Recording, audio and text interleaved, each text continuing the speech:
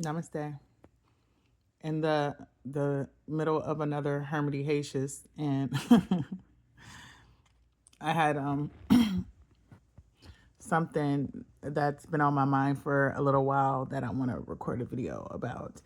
Um, I've been trying to figure out when to record it. I um I wanted to get out and go for a walk at the park today. And I was thinking I'll record it then, but it's just heavy on my mind right now. So I want to go ahead and put this on a video. Um, just put my thoughts out there, stimulate some thoughts, get some feedback. So let me say this first. I cooked some chicken last night. I fried some chicken. This is like random, but I fried some chicken and yeah, like we've gotten so used to breading our chicken. I forgot you could just fry chicken without breading in it. It's still good as fuck, and the skin would be crispy, and you don't have all that extra breading and stuff on it. It got me to thinking, like, who initially started breading chicken and why? um, like, I mean, I've grown up eating crunchy chicken, but breaded chicken, but like the extra flour isn't really necessary. I guess if you want some extra crisp or extra filling, but it's not really necessary. Now, granted, we used to have Church's Chicken in our area, and Church's Chicken, I was born in 82. Church's Chicken used to be the spot, right? It used to be the spot. I mean, I remember my grandmother used to take us to Church's Chicken for special occasions, like on Sundays after church or whatever. And that chicken was delicious as fuck. I remember the size. They used to have everything set up all nice. I mean, the flavor of the chicken was unique. I mean, Church's Chicken was fucking delicious. But it died. They killed Church's Chicken.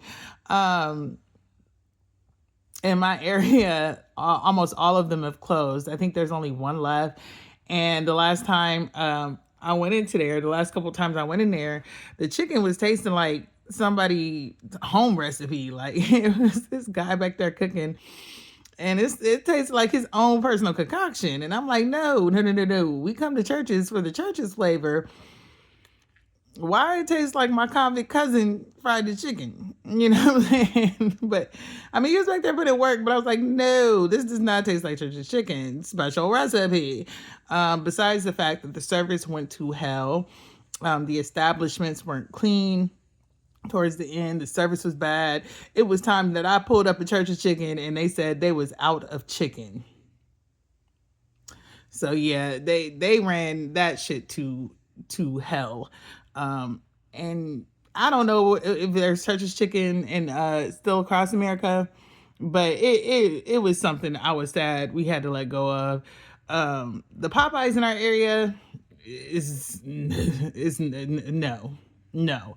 I used to live in Cincinnati. I had Popeyes for the first time in Cincinnati before it came to the town I'm in now. It was delicious. It came up here. It was good for a little bit. It went to shit. So I'm thinking part of it could be my area, right? Um, but this is something I'm sure that's happening across America. The food service industry has gone to hell. I remember going to Taco Bell as a child, and Taco Bell, man, look, they used to give 5-star service at these fast food restaurants, and you wasn't paying a lot. You was paying a little, and you was getting a lot, and you was getting some good quality service, and they used to smile at you, and you used to feel like you was doing something going to a fast food restaurant. Now, absolutely not. I barely pull up in a fast food restaurant. My stomach is so like sensitive. I be seeing the dirt on the windows of the damn establishment, all the fingerprints they didn't wipe off the door. I'm like, oh yeah, we know they're not cleaning on the inside. The outside looks like a petri dish.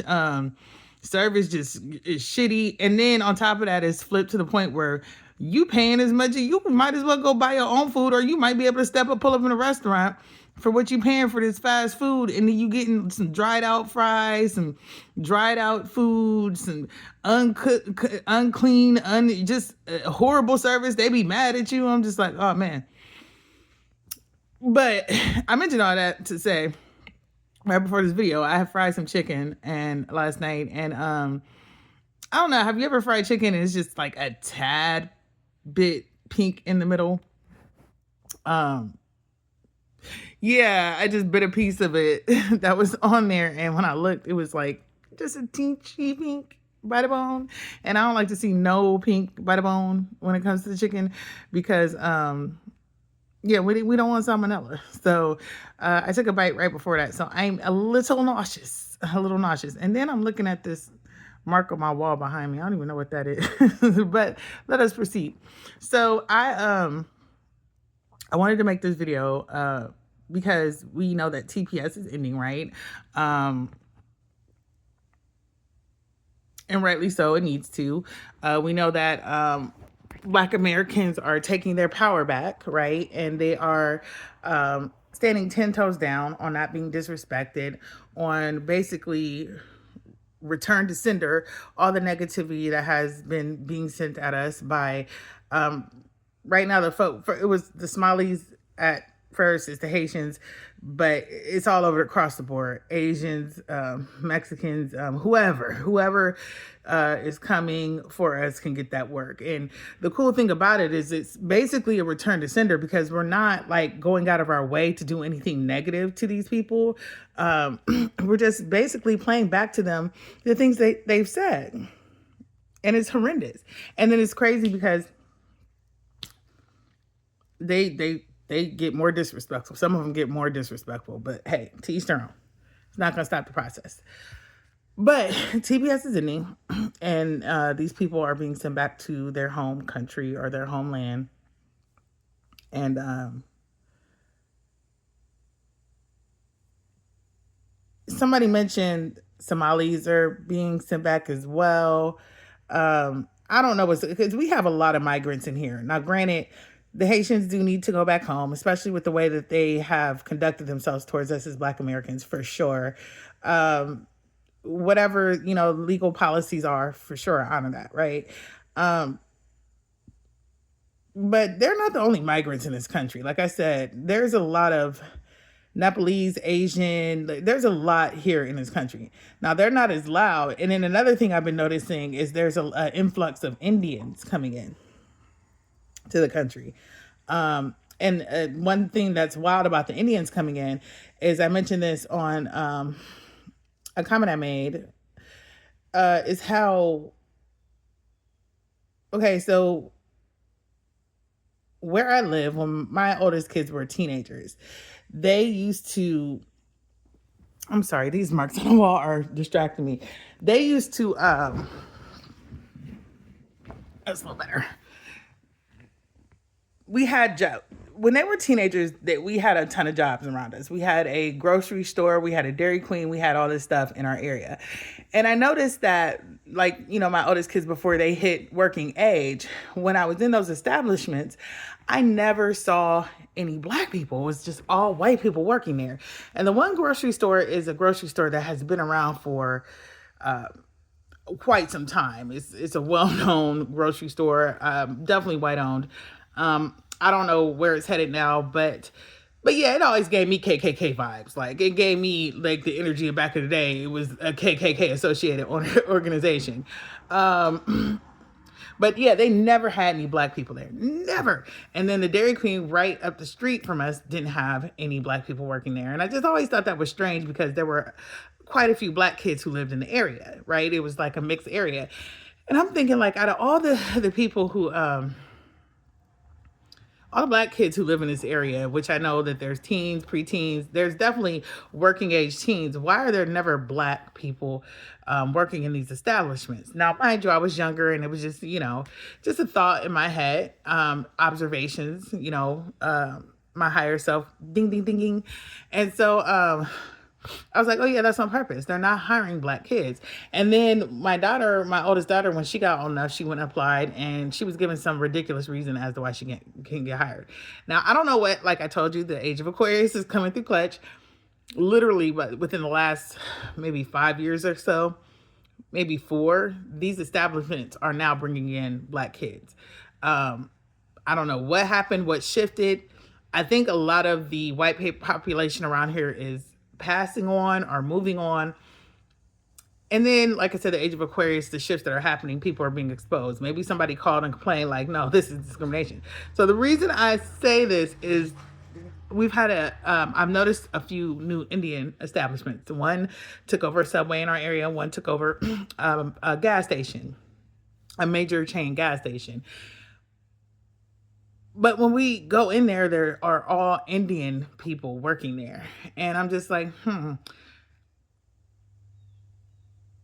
for you to have an all Indian staff, doesn't that mean that you're rejecting other races? You know, and that's not supposed to be okay, right? This is kind of obvious, right? It's obvious when white people do it. It's obvious when everybody does it. When you're in an establishment and it's all the whole staff is one race, that's intentional, right? It makes sense if you're in India, right, to have an all Indian staff because you're in India, right? The cultural diversity, the racial diversity isn't that big. If you live in a all black neighborhood, it would make more sense that your staff is going to be predominantly black because the locals in the area is black, right? Even an all white neighborhood, same thing. But when you're in a diverse area and the whole staff is one race, that is intentional. Now, I can say for black Americans, on a grand scale, we're getting more businesses now, but we haven't had businesses. And I feel like we've had to stick together more because we haven't had as much support as other races, as much investment as other support, as much whatever, right? Even though our services are appreciated. But for example, a lot of us are barbers and beauticians. We black people are coming to us, right? When it comes to our food, I mean, everybody comes for our food. I remember on the west side of my city, there was this one black owned restaurant. And white people, the whitest of white people were standing there like, and I am in line and you best not cut me because I'm here for my food because they wanted that good food. But it's just a wonder to me, like at a Subway, everybody's Indian. Now, prior to that, it was a mixed staff. It was, white people, biracial people. This particular Subway, I don't think I saw black people, but at different Subways, it's usually a mixed bag, right? At the gas station, it's like on par with Circle K. Yeah, they had a diverse staff when it was before the Indians apparently bought it. I don't know how they bought this main. It's not like a little. You know how at in certain areas they have like little independent gas stations. This is a big name gas station. So, but before these Indians acquired it, I don't know what the deal was with that because it was weird.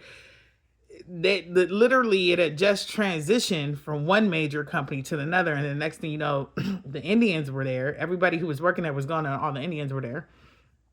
And mind you, don't take this as racist talk. This is observation. And now it's just all Indians working at this establishment. And so to me, it gives discriminatory hiring practices because I have a hard time believing that no black Americans, no white Americans, no any other race didn't apply at these places. But that's obvious. But whatever. It's a lot of stuff that happens that's obvious that nothing happens for a little while, but something always ends up happening eventually. But the reason I'm saying this, let me get back on topic. The video what I want to name it is who let them in, right? So TPS, they're going home, and these people are talking cash shit and not going home, or running and getting ankle monitors and different stuff. Um, I mean, there's other migrants and stuff. And in the one video, I said the thing that blew my mind is in my city, one whole side of town was completely taken over by migrants.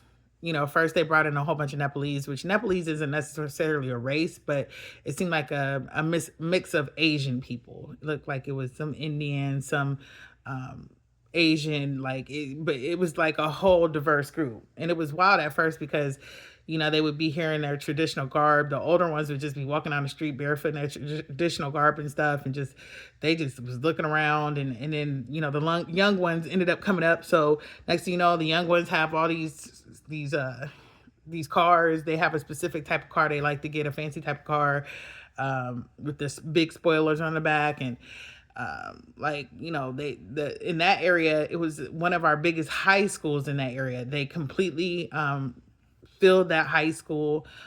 It's still the biggest high school in our city. And like, I went to one of my children's concert, and when they got on stage, they had the biggest band out of every middle school and high school in the city, and it was by a substantial amount. And mind you, they bought all the houses. This is a huge area. Um, they have their own banks, they have their own businesses, they have everything, right?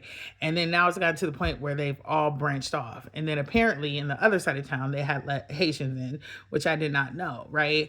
So this has always been a wonder to me, because it's like, who's letting these people in now? Granted, they have to go. Granted, now the American people, the American citizens, who have been here, are just like, yeah, no, this is not going to work, because besides the fact that you are draining our resource, not draining our resource, it's crazy to me that we have homelessness of United States citizens. We have citizens of United States citizens who have been here for generation after generation after generation after generation, and their descendants can't get assistance, or they're having a hard time finding jobs and different stuff. And these people are over here buying houses. They have cars. Um, they have businesses. Um, yeah. And the disturbing thing about it is people would like to say, well, black people could have did that too, or, you know, what you call it, they could have did that too. If you do think if we could have did that, you don't think we would have? These things were not offered to us. They were not available to us. And if they were made, they were done in a way where we were completely unaware of it. Only a certain few knew about it. But trust and believe, we were definitely not being offered this stuff. So to see these people come over here and take off, and at first I was really bothered by it. I mentioned in the other video, because I'm like, as Black Americans, we should have had this in the first place. But, you know, we had redlining, we had all the different things, discriminatory work practices. We had all these things that were holding us back. So it's when, you know, the migrants come over here, like a lot of the Haitians and the Africans that are coming over here talking cash shit about us, you're coming over here and you're being handed stuff that we had to work like hell for, and then we still didn't get what we should have gotten. So they definitely weren't making this stuff available to us, but somehow these people came over here and it was all handed to them. And so, but, you know, they're like, oh, we've done better than you, you're lazy, this, that, and another. No, this stuff was literally handed to you. So my whole thing is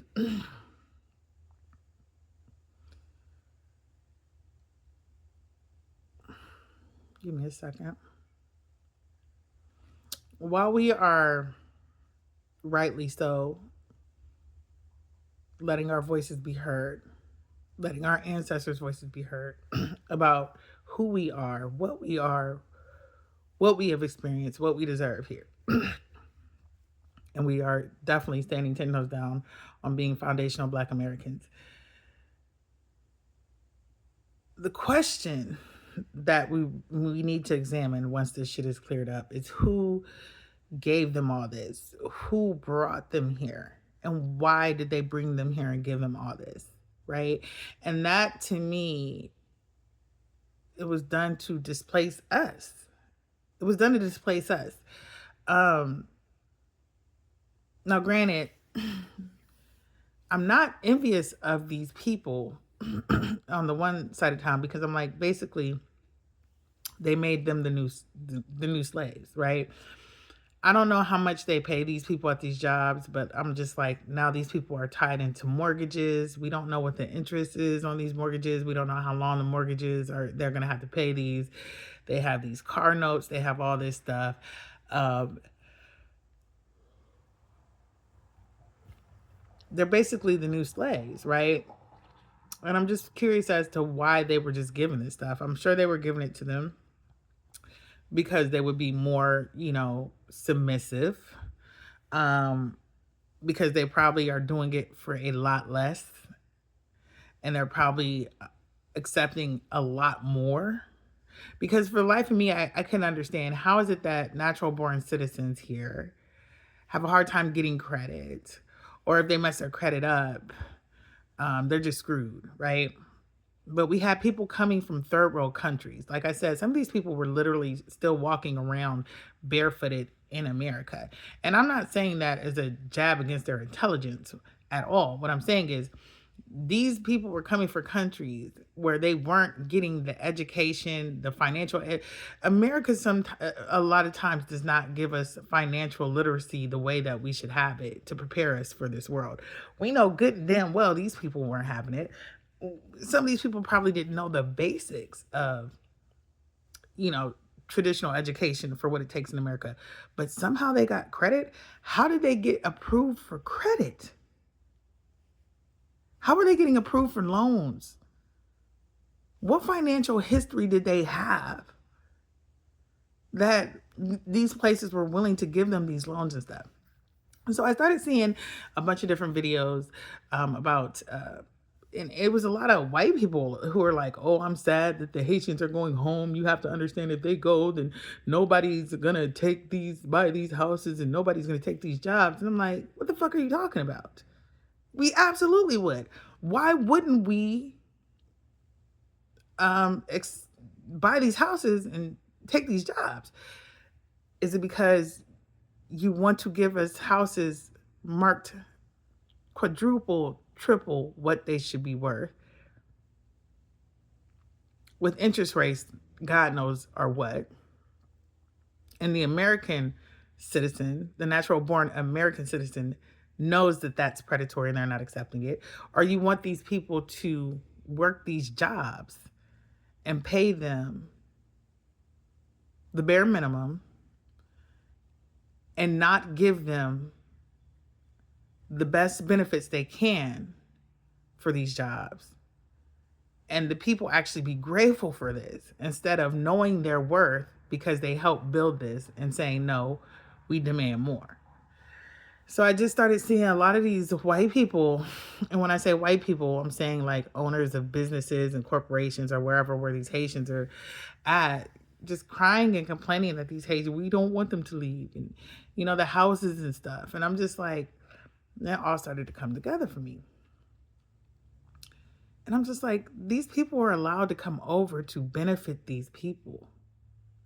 To benefit these people profit-wise, to benefit these people financially, right?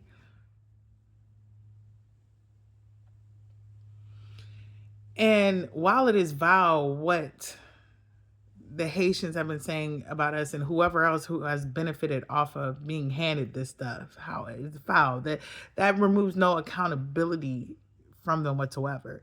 It appears to me that they feel so emboldened to do so because they've literally been groomed. What do they call it? The ideal immigrant, or they've been groomed because they thought they were coming to take our place. I don't know if they were directly told this or not. Oh, we're replacing these Black Americans because they don't want to work, or these people are ungrateful, and so we're going to give you an opportunity to do it. Well, with the Haitians, no, because they, to my knowledge, they came over here because of an earthquake. which is wild that they really don't want to go home because of gangs and violence, and they're trying to make people feel bad about that. But y'all came here for an earthquake. And then you talk so much shit about Black Americans and how horrendous we are, but you don't want to go back home because how dangerous it is in your country. But this is a thought I'm just having. I'm gonna try to wrap this up because I'm a little dizzy again. Dizzy in a good way. I've been having something like tingles happening at the crown of my head, and I looked up what that could mean spiritually. Definitely, I'm aware of medically as well, but I'm not dealing with any medical issues right now. So it was a very good omen related to the crown chakra. But what we have to consider is that these people were allowed to come here to this places. They were given this stuff. They were handed this stuff, and for whatever reason, the commander in chief is like, whatever we brought you, whatever Biden, Obama and them brought you over for, whatever they benefited from you being here, it's not to my benefit. So y'all got to go, right? But it just makes me think of how devious it is that they were bringing these people over here. And what makes it so much more disgusting is you had people from this house who are struggling, who were struggling, who, like, this could have caused this damn job crisis that we've had, where there's a lot of people who have had a very difficult time finding a job, a good job, a job that will actually be worth going to work, a job that will actually pay a bill or two. This is why, because they've been handing away these jobs, they've been handing away these houses, they've been handing away this stuff. So once this is, cleared up, and like I said, we got every right to stand 10 toes down on what's going on right now. But we must be aware that there are apparently government officials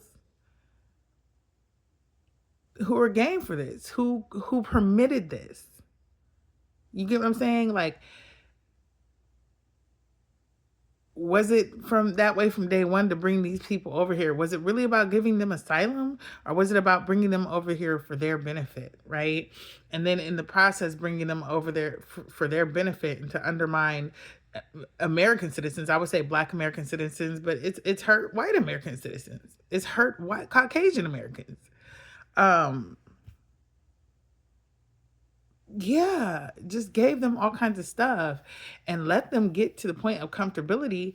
And then when the regime changed, that's why they're foaming at the mouth. And that's why they don't want to go, because they were never supposed to go. They thought they weren't supposed to go. They really thought that they were going to be here to replace us. But there's something happening in the spiritual realms. Our ancestors said enough. We was going to take back what was ours anyways. But y'all thought y'all was going to come over here and like play in our faces? So that's all I'm saying. It's basically this. Once everything dies down, you have to really consider that there are people who are supposed to be for the highest good of the American people, who allowed these people to come over here and who basically handed them things for their profit and to undermine you. So once these people go and everything is, moved around the way, everything is reorganized as of migrants and whatnot, you still have to keep in mind there were still people in high positions who allowed this, who actually created this.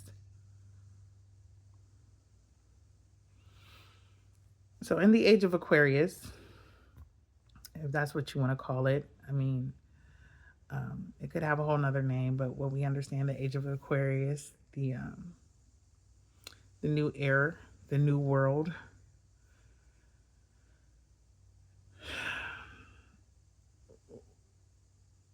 What is supposed to be done about so-called politicians and people who are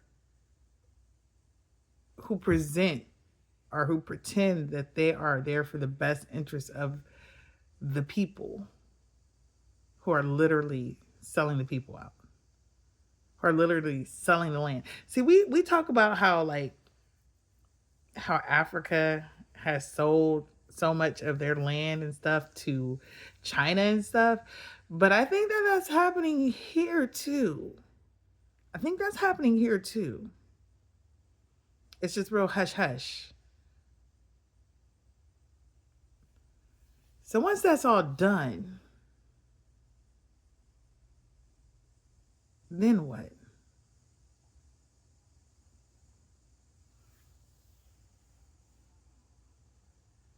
How will you make sure